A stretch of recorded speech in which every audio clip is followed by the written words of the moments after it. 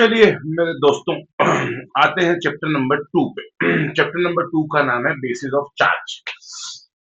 Basis of charge अगर chapter का नाम है सर तो ये तो resident scope and deemed income नाम का चैप्टर बता रहा है, तो ये क्या क्या चक्कर है।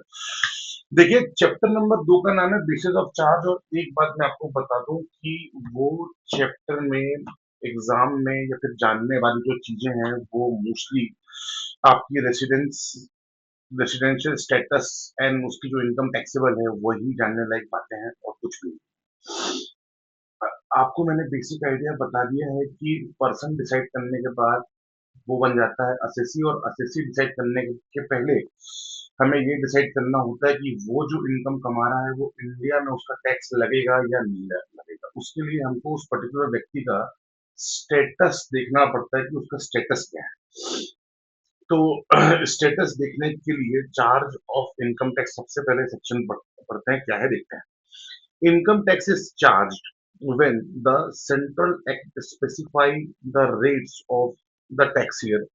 The base tax is levied on the total income of every person that year. Income tax includes any additional income tax by whatever the name called. कुछ भी चीज के नाम दे सकते हो, उसमें कोई दिक्कत नहीं है।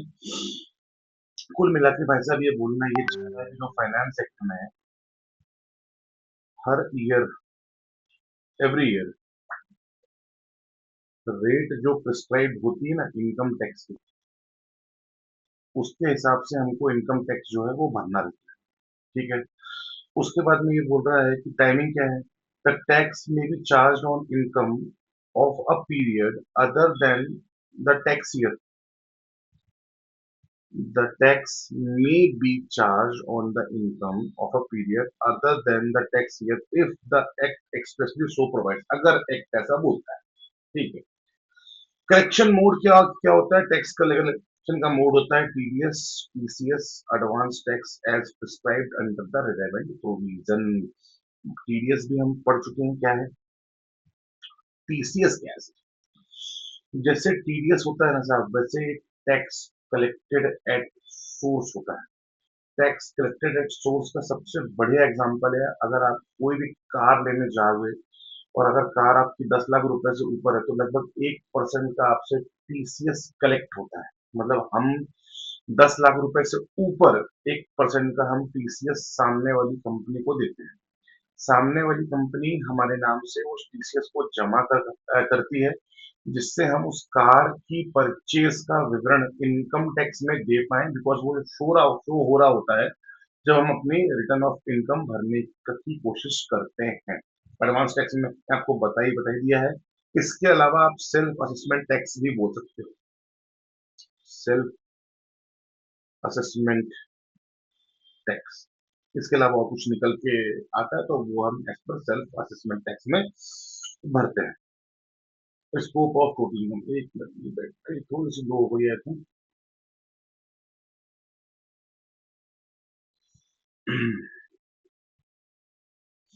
स्कोप ऑफ टोटल इनकम देखिए भाई साहब, दो प्रजाति के लोग हैं।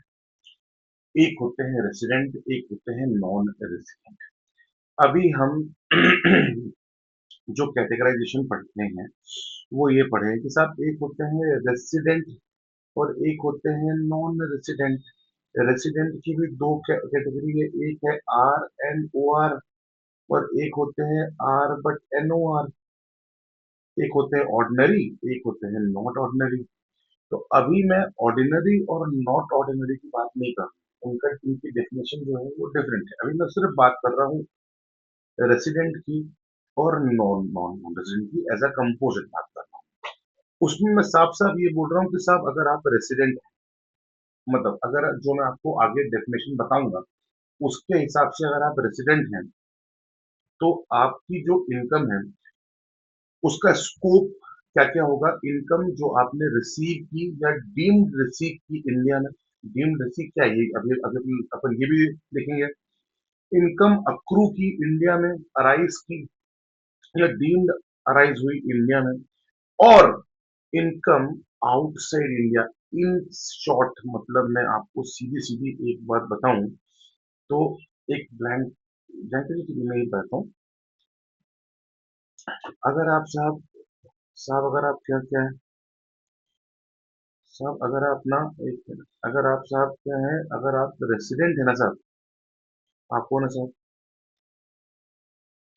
रेसिडेंट, तो याद रखना ग्लोबल इनकम आपकी टैक्सेबल होगी। कहीं भी कमाओगे ना, उसका टैक्स आपको इंडिया में भरना होगा। कौन हो आप? अगर आप रेसिडेंट हो बट ऑर्डिनरी रेसिडेंट हो। डेफिनेशन में भी आपको यहाँ पे ऑर्डिनरी नहीं दिख रहा, लेकिन अगर आपको ग्लोबल वर्ड लिखा हुआ दिख रहा है, इसका मतलब आप रेसिडेंट हो बट ऑर्डिनरी रेसिडेंट हो, तो आपकी ग्लोबल इनकम इंडिया में टैक्सेबल होगी। इसमें तो कोई शंका मेरे ख्याल से तो होनी नहीं चाहिए। दूसरी बात पे आता हूँ। NOR person foreign income include only if from India controlled business or set up profession। अब पहले मैं इसको क्लियर आउट करूंगा, थोड़ा सा पहले मैं नॉन रेसिडेंट के बारे में पढ़ लूं।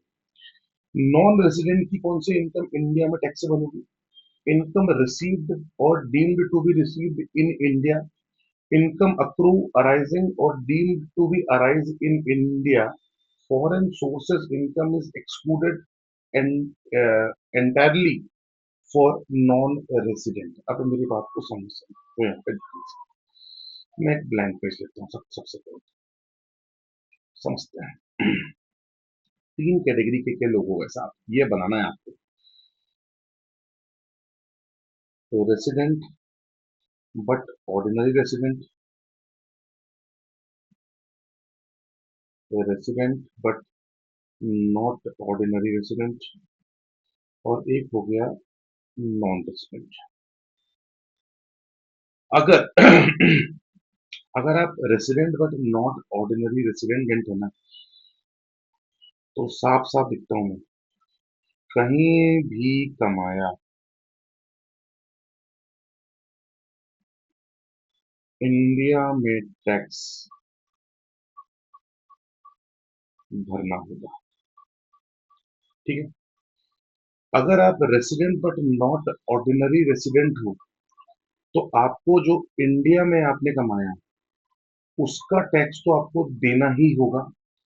लेकिन अगर आपने फॉरेन में कोई कमाया, अगर आपने फॉरेन में कोई कमाया, तो उसका टैक्स आपको इंडिया में जब ही देना होगा जब उस बिजनेस का, जो कि आप फॉरेन में जो अर्न कर रहे हो, उसका सेटअप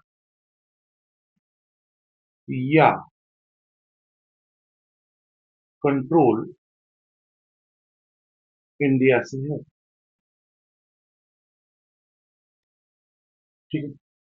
और अगर आप नॉन रेसिडेंट हो, तो आपको सिर्फ उस इनकम पे टैक्स देना है जो आपने इंडिया में कमाई, या जिसे हम इंडिया में डीम्ड मान लेंगे कि वो इंडिया में कमाई गई।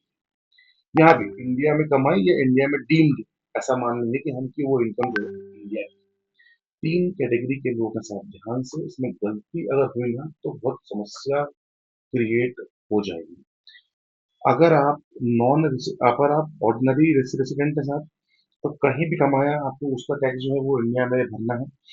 और अगर आप नॉन रेसिडेंट हैं, तो इंडिया में आपकी कमाई गई इनकम, चाहे वो एक्चुअल में कमाई या मान ली गई है कि वो इंडिया में कमाई गई है, उस पे प्लस जो फॉरेन पे आपने जो इनकम कमाई है, अगर उसका उस इनकम के बिजनेस का सेटअप या कंट्रोल इंडिया से है, तो ही आपको उसका टैक्स इंडिया में दे देना है, अदरवाइज नहीं दे देना। अगर आप नॉन रेसिडेंट हैं, तो सिर्फ उसी का टैक्स आपको इंडिया में भरना है जो आपने इंडिया में कमाई या जिस इनकम को मान लिया गया है कि वो इंडिया में कमाई गई है। एग्जाम्पल के तौर पे IPL चलता है, कई सारे फॉरेन प्लेयर्स जो है वो इंडिया आते हैं, इंडिया में पैसे कमाते हैं, BCCI उनको पैसे देता है। वो BCCI जो पैसे देता है वो इनकम रिसीव्ड इन इंडिया हुई, डीम्ड तो उसमें कोई बात ही नहीं है।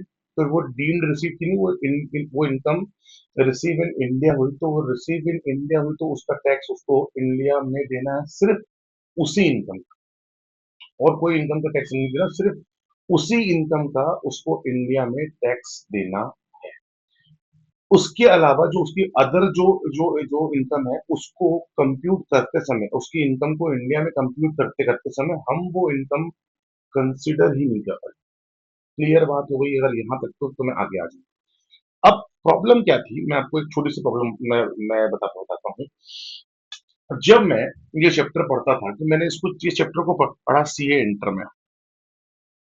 ठीक है सर, सीए इंटर में आपने पढ़ा, और सीए इंटर में पढ़ने के बाद मेरे को एक दिमाग में डाउट आया, जो कि लोगों ने कहा कि ठीक है बाय द टाइम बीइंग आपके ये सॉल्व हो जाएंगे, बट अपना वो टॉपिक शायद इस टॉपिक में हम कवर नहीं करें, दैट इज इंटरनेशनल टैक्सेशन। ठीक है, वो थोड़ा सा अपडेटेड वर्जन है, लेकिन बच्चों का जानना बहुत जरूरी है कि साहब, अगर मेरी आप मैं एक ऑर्डिनरी रेसिडेंट हूँ, मैं इंडिया गया, से बाहर गया, अमेरिका गया, अब इंडिया में मैंने 10 लाख रुपए ये कमाया, और अमेरिका में मैंने कमाए लगभग 20 लाख।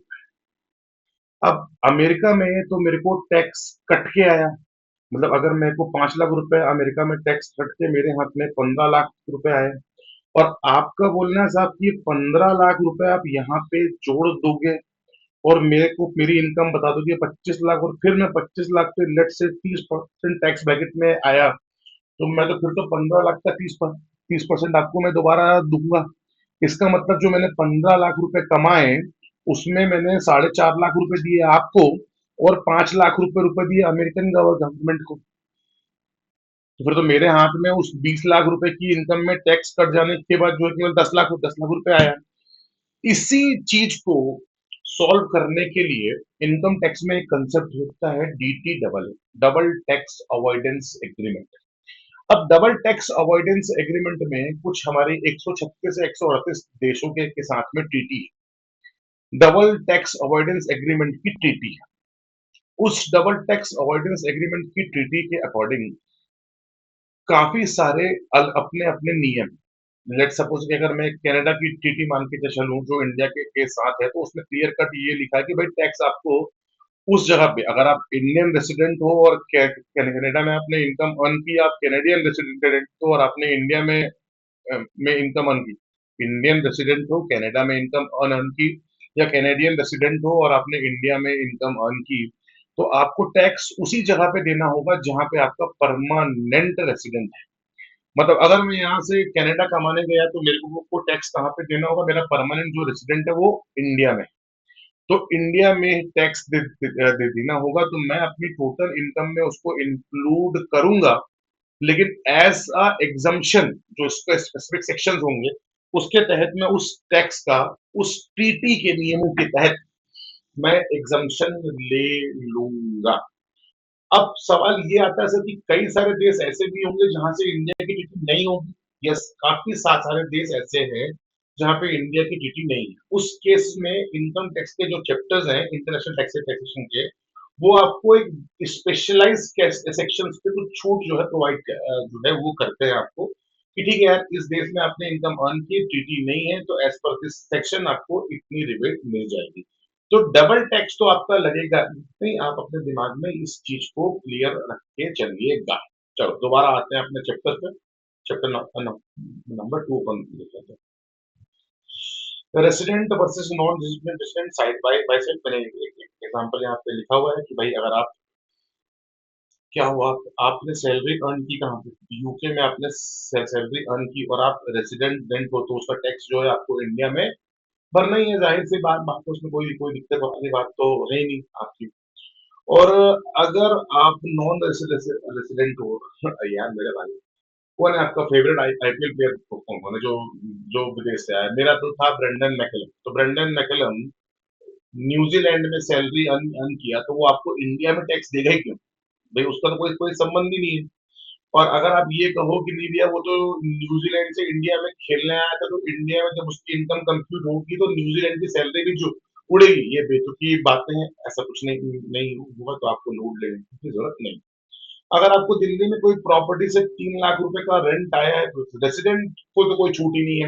मैं यहाँ बात कर रहा हूँ ऑर्डिनरी की, कोई छूट ही नहीं है। और नॉन रेसिडेंट को इंडिया में भी टैक्स भरना पड़ेगा, क्योंकि ये इनकम डीम्ड तो खैर है ही नहीं, ये तो एक्चुअल में रिसीव्ड इन इंडिया है, तो उसका टैक्स जो है उसको इंडिया में ही भरना पड़ेगा। दूसरी बात क्या है, इंडिया में जैसे मान लेते हैं अपन, जो जो आईपीएल के प्लेयर होते हैं ना, आईपीएल के प्लेयर को टीडीएस काट के 20% का टीडीएस काट के इनकम जो है वो हाथ में आती है। तो भरना पड़ेगा की लैंग्वेज तो होती ही नहीं है, उनको पहले ही पैसा जो है ना वो हाथ में एज पर जो टीडीएस है वो कट के ही आता है। तो वो चाहे नहीं चाहे उनको टैक्स जो है वो उनका इंडिया में जमा हो जाता है। हाँ, अगर उनको इस टैक्स में कुछ छूट मिलनी है या उनका कुछ रिफंड आना है तो उनको प्रॉपरली इनकम वो इंडिया में इनकम टैक्स रिटर्न भरने की जरूरत होती है, और इंडिया में इनकम टैक्स रिटर्न भर के वो अपना पर्टिकुलर जो टैक्स का जो अमाउंट है वो रिफंड ले सकते हैं।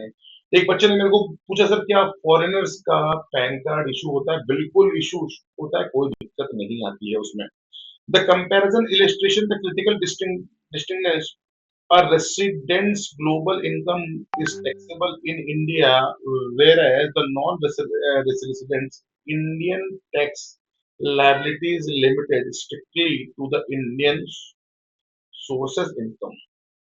उसके बाद में आप देखते हैं रेसिडेंस इन इंडिया।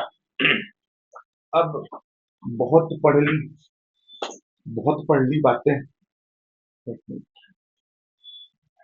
तो भैया बहुत सारी डेफिनेशन पढ़ ली। अब सवाल ये, सर होते कौन है ये रेसिडेंट और नॉन रेसिडेंट? तो सबसे पहला एक बेसिक टेस्ट होता है रेसिडेंट को जानने के लिए। रेसिडेंट आप हैं या नहीं है ये पता चलता है अगर आप टैक्स ईयर में 182 दिन या उससे ऊपर इंडिया में आपने अपनी शामें बिताई हैं, अपने दिन जो है वो इंडिया में बिताए हैं, या फिर इंडिया में आपने पिछले टैक्स ईयर मतलब टैक्स ईयर में ही आपने 60 या उससे ऊपर दिन बिताए हैं, और लास्ट 4 प्रीसीडिंग टैक्स ईयर्स में आप 365 दिन या उससे ऊपर इंडिया में ही बिताए हैं, तो आप हो जाएंगे रेसिडेंट। किसी भी एक कंडीशन को आपने संतुष्ट किया, आप हो जाएंगे रेसिडेंट।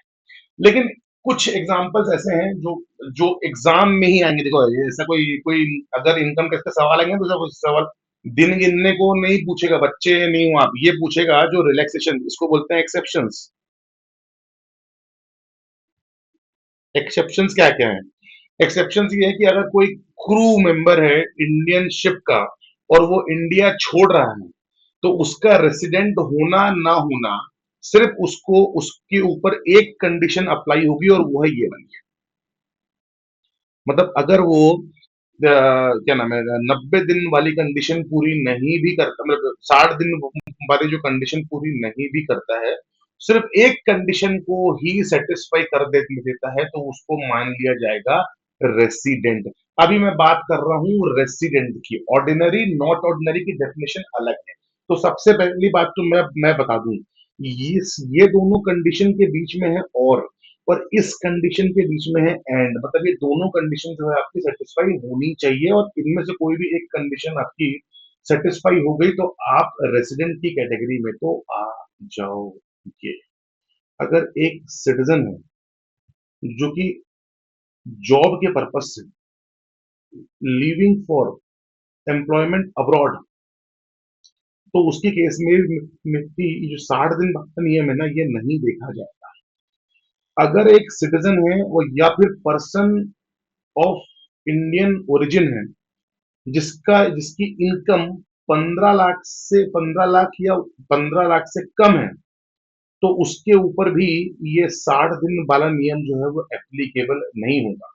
और या फिर एक सिटीजन है या पर्सन ऑफ इंडियन ओरिजिन है जो कि इंडिया विजिट कर रहा है, मैंने ऊपर वाले केस में इंडिया विजिट नहीं बोला, एक सिटीजन है या पर्सन ऑफ इंडियन ओरिजिन है और वो इंडिया विजिट कर रहा है, और उसकी इनकम 15 लाख या 15 लाख से कम है, तो भी 60 दिन वाला नियम जो है वो अप्लाई नहीं होगा। सिर्फ अपने को एक ही कंडीशन लिखनी है, 182 दिन वाली।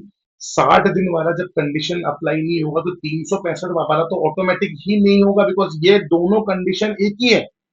ये 1+1 है साहब, ये 1 और 1 नहीं है। तो जब 60 दिन वाला नियम ही नहीं अप्लाई होगा तो 365 दिन वाला नियम अप्लाई होने का तो सवाल ही नहीं है। और जो दूसरी जो लास्ट जो कंडीशन है उसमें ये बताया गया कि अगर एक सिटीजन ऑफ इंडिया है और पर्सन ओरिजिन ऑफ इंडिया है और वो इंडिया विजिट कर रहा है और उसकी इनकम 15 लाख से ज्यादा है, 15 लाख से ज्यादा है, तो 60 दिन को हम क्या पढ़ेंगे, 120 दिन पढ़ेंगे उसको रेसिडेंट या नॉन रेसिडेंट बनाने के पर्पस से।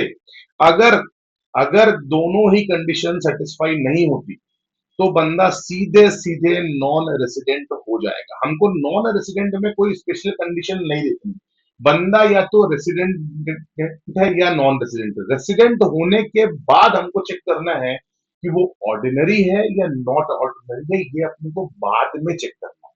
लेकिन उसके पहले अपने को ये चेक नहीं करना, या तो बंदा रेसिडेंट होगा या फिर वो सीधा नॉन रेसिडेंट होगा। आगे आते हैं। अब अब आते हैं भैया, अगर एक बार आपने बंदे को रेसिडेंट कर दिया, अब भैया हमको दो कैटेगरी देखनी है। एक तो देखना है ओआर है या हमको एनओआर है। ठीक है, एक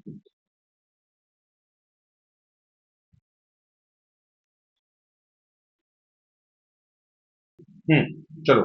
सर सर मैंने ना एक कंडीशन जो है पूरी कर ली सर। सर मैं रेसिडेंट हो गया सर। सर मैं रेसिडेंट हो गया सर। अब मुझे बताइए सर कि मैं ऑर्डिनरी रेसिडेंट हूँ या नॉट ऑर्डिनरी रेसिडेंट हूँ। नॉट ऑर्डिनरी रेसिडेंट बनने के लिए आपके ऊपर दो कंडीशन का पूरा होना जरूरी है। ये दोनों है ना, ये एंड। पहली कंडीशन है कि भाई साहब वो जो इंडिविजुअल है ना, वो पिछले 10 टैक्स ईयर में से 9 बार नॉन रेसिडेंट रहा हो, 9 बार नॉन रेसिडेंट रहा हो, या पिछले सात और यानी और पिछले 7 साल में इंडिया में 729 दिन या उससे कम प्रेजेंट रहा। बहुत ही स्पष्ट बात है। क्यों बनने की इच्छा भाई आपको? आर बट ओ आर बनने की इच्छा आपको आपको है या R but N O R बनने की इच्छा? इनकम टैक्स 2025 में पहले जो उसमें बच्चों ने आर बट ओ आर के लिए ये एडिशनल डेफिनेशन पढ़ी थी। इस बार थोड़ा सा नेगेटिव पार्ट में उसको चेंज किया है। उसमें ये कहा गया कि अगर आप पिछले 10 टैक्स ईयर्स में, आप पिछले 10 टैक्स ईयर्स में अगर आप 9 बार नॉन रेसिडेंट रहे हो और पिछले 7 प्रीसीडिंग टैक्स ईयर में अगर आप इंडिया में अगर आप पिछले इंडिया में 729 दिन या उससे कम रहे हो, तो भाई साहब आप बन जाओगे resident but not ordinary resident. अब सर सवाल ये है कि इनमें से अगर कोई एक कंडीशन जो है वो पूरी हो गई, तब तब क्या क्या क्या होगा? मतलब अगर मैं पिछले 10 साल में 8 साल ही नॉन रेसिडेंट रहा, 9 साल में नहीं था, मैं 8 साल ही था, तो मेरी दोनों कंडीशन जो है वो सेटिस्फाई नहीं हुई, तो मैं रेसिडेंट बट ऑर्डिनरी रेसिडेंट बन जाऊंगा। दोनों कंडीशन को सेटिस्फाई करना जरूरी है। समझ में आई कि क्या बात? एक मिनट। ठीक है, दोनों कंडीशन को सेटिस्फाई करना जरूरी है। अगर एक कंडीशन आपकी सेटिस्फाई हो गई और एक कंडीशन आपकी सेटिस्फाई नहीं हुई, तो आप रेसिडेंट बट ऑर्डिनरी रेसिडेंट ही कहलाओगे और आपकी ग्लोबल इनकम इंडिया में टैक्सेबल हो जाएगी। आगे आ जाएं। अब ये बड़ा अच्छा मैं इसमें जो हिंदी में लिखा है ना, ये मैंने थोड़ा सर्च किया था, तो उसमें कुछ मुझे अच्छा कंटेंट एक मिल नहीं रहा था। एक कंसेप्ट है इनकम टैक्स में जिसको हम बोलते हैं डीम्ड रेसिडेंट। डीम्ड रेसिडेंट देखो कितनी अच्छी बात इसमें लिखी है, समझना बात बात को। अगर एक बंदा है वो स्टेटलेस है, क्या है? स्टेटलेस। स्टेटलेस का मतलब क्या है, पहले तो यहां से समझो स्टेटलेस क्या होता है। अंकित अगर एक इंडियन सिटीजन है जो कि इंटरनेशनल कंसल्टेंट है, वो साल भर अलग अलग देशों में होटल में रहता है और किसी भी देश में 3 महीने से ज्यादा नहीं रुकता, वह किसी भी देश का रेसिडेंट नहीं है, तो वो क्या हो गया, ये इतनी जो डेफिनेशन है वो किसकी हुई, स्टेटलेस की हुई। कि वो कौन हो गया, वो स्टेटलेस हो गया। तो अगर साहब वो स्टेटलेस है, मतलब वो किसी भी देश का रेसिडेंट नहीं है, और उसकी जो टोटल इनकम है, जिसमें जो इंडिया की इनकम है वो 15 लाख से ऊपर है ना साहब, तो उसके लिए आपको कोई दिन रूल देखने की जरूरत नहीं है, वो क्या हो जाएगा, वो डीम्ड रेसिडेंट हो जाएगा। याद रखना ना, 15 लाख रुपए की इनकम इंडिया के सोर्सेस से, तो वो क्या हो जाएगा, डीम्ड रेसिडेंट हो जाएगा। और वो जो डीम्ड रेसिडेंट है उसके लिए एडिशनल कंडीशन भी देखने की जरूरत नहीं है, वो resident but not ordinary resident ही कहलाएगा मेरे। ये भी है मोस्ट इम्पोर्टेंट। तो मैंने साफ साफ यहाँ हिंदी में आपको लिख के दिया हुआ है, इसको आप ध्यान से पढ़ो एक बार। एक मिनट। हाँ।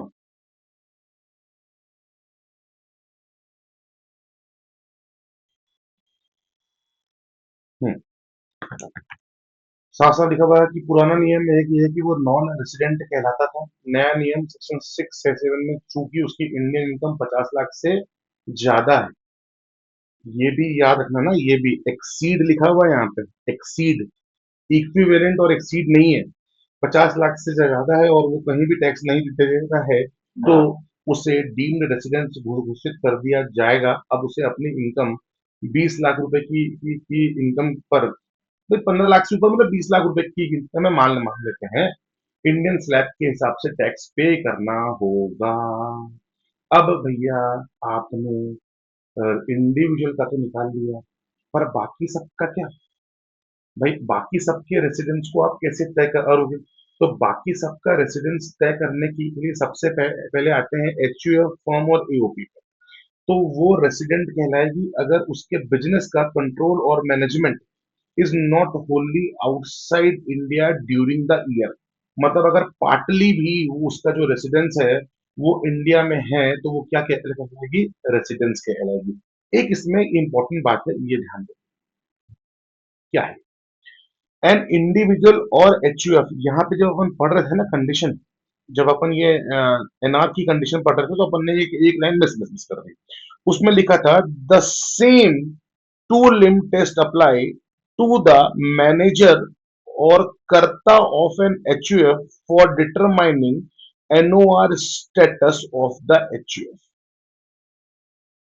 मतलब अगर आपको एचयूएफ का डिटरमाइन करना है कि वो ऑर्डिनरी है या नॉट ऑर्डिनरी है, वगैरह वगैरह वगैरह, तो उसके कर्ता का भी आप ऐसा ही जो नियम है वो निकाल के आप बता सकते हो कि वो ऑर्डिनरी है या नॉट ऑर्डिनरी। यहाँ पे यही लिखा हुआ है, not ordinary residence and individual and HUF manager karta qualifies if non residence in 9 out of 10 proceedings year और प्रेजेंट इन इंडिया। ये और नहीं होगा, यहाँ पे एंड होगा, यहाँ पे और गलत लिखा लिखा हुआ है। ठीक है, एक मिनट, पेज पे क्या हो गया, हाँ। कंपनी के केस में आते हैं, resident if it is an Indian company और if its place of effective management is in India, तो वो क्या हो जाएगी, रेसिडेंट हो जाएगी। ठीक है sir. Other person resident if control and management is not fully outside India at any point of time. अगर किसी कंपनी का या फर्म का या एओपी का अगर पार्टली या थोड़ा सा भी बिजनेस का कंट्रोल या मैनेजमेंट इंडिया में है, तो वो रेसिडेंट हो गई। अगर पूरा का पूरा बाहर है, तो वो नॉन रेसिडेंट हो गई, बात खत्म। अब मजे की बात, मैंने हिंदी के नोट लिए में बच्चों को income deemed to be received में दिक्कत आती है, इसलिए मैंने साफ साफ लिखा हुआ है कि डीम्ड टू रिसीव में क्या क्या है। एक फोन करा रहा है,